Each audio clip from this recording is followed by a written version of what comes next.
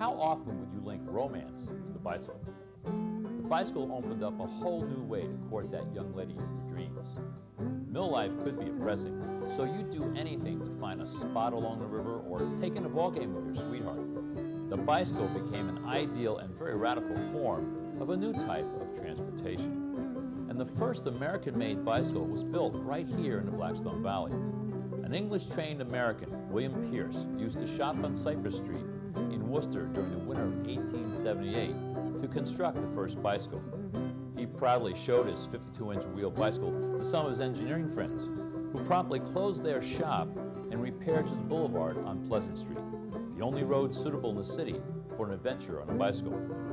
Unfortunately for Worcester and Pierce, the Pope Manufacturing Company of Boston claimed patent infringement. With the likelihood of expensive litigation hanging over their heads, the trail decided not to pursue their dream of building a bicycle in Worcester.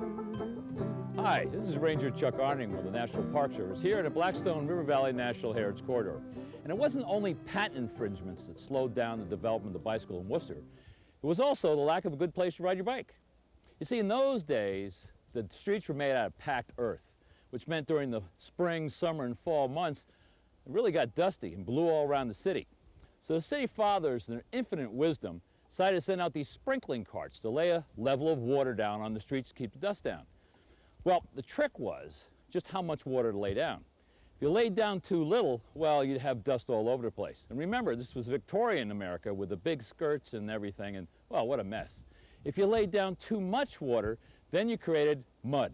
And then you had ruts, and it was just real messy. Now, horses and wagons could handle that pretty well, but bicyclists turned the streets into an unrideable quagmire.